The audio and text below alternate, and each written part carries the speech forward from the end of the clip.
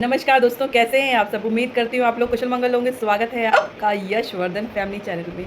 तो दोस्तों, बहुत बहुत शुभकामनाएं आपको सावन मास की। ये पूरा ही महीना सावन मास का होने जा रहा है और हो रहा है। और मैं रास्ते में देख रही हूँ कितने सारे कांवड़िया जो है अपनी पद यात्रा क्या कर रहे हैं।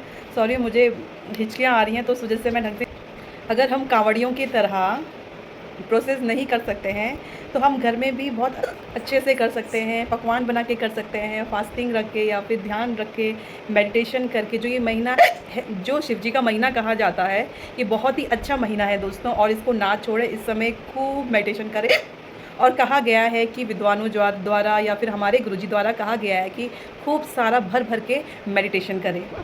तो इससे पहले वीडियो में मैंने आपको बताया था नंदा गौरा योजना के बारे में। अभी तक आपको नाम याद हो चुका होगा या फिर ऑलरेडी जिनको पता है उनको इसके बारे में पता होगा। तो अब बारी आती है कि हम इसका आवेदन कहाँ से कर सकते हैं। सॉरी, मेरे गले में थोड़ा सा प्रॉब्लम हो रही है, इसलिए मैं क्लियरली नहीं बोल पा रही हूँ।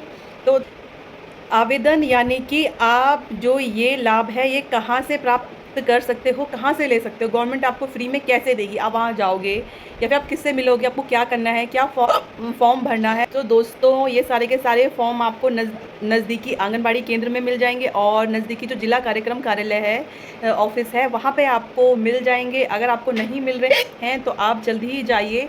आपके ज़िले में कोई ना कोई आंगनबाड़ी होगा, जिस ब्लॉक में आप रहते हो या फिर जिस वार्ड में आप रहते हो, वहाँ पे कोई ना कोई आंगनबाड़ी होगा ही होगा। और निश्चित ही यह आंगनबाड़ी महिला की ड्यूटी है कि आपको ये, आप वहाँ जाओ तो आपको ये फॉर्म वो दे, फिर आप उसमें फिल करो। तो दोस्तों, बात आती है इसके मानकों की कि इसमें क्या क्या चीज़ें मांगी गई हैं। यानी कि आपसे राशन कार्ड मांगा गया है, आपसे आय प्रमाण पत्र मांगा गया है, आपसे स्थायी निवास प्रमाण पत्र मांगा गया है, आपसे आपकी एजुकेशन का कोई सर्टिफिकेट मांगा गया है, आपसे आधार कार्ड मांगा गया, फ़ोटो मांगी गई है, आपके सिग्नेचर।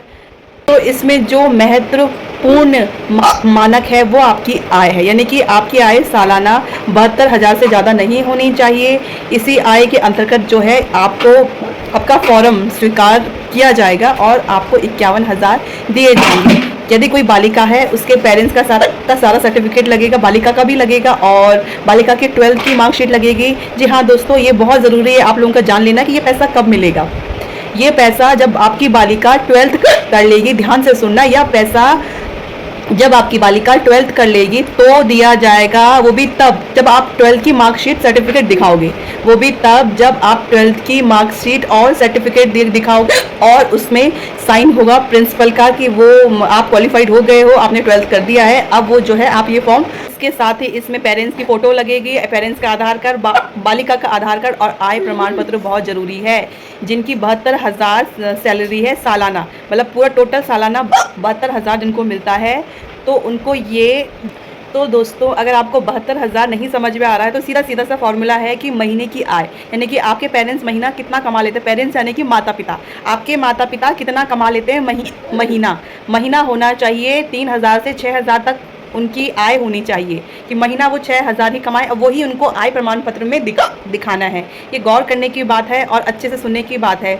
इसीलिए दोस्तों, मैं आपको कहती हूँ कि मेरा वीडियो शुरू से लेकर लास्ट तक अवश्य देखें, क्योंकि इससे आपको पूरी नॉलेज हो जाएगी और आपके मन में कोई भी प्रश्न नहीं रहेगा।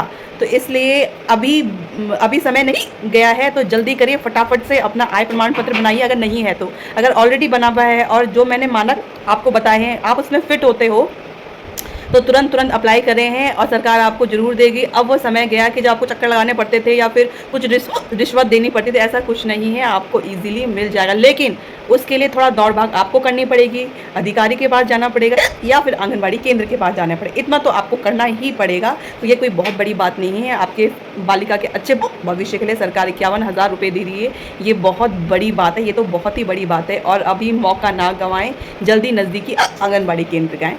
तब तक के लिए नमस्कार।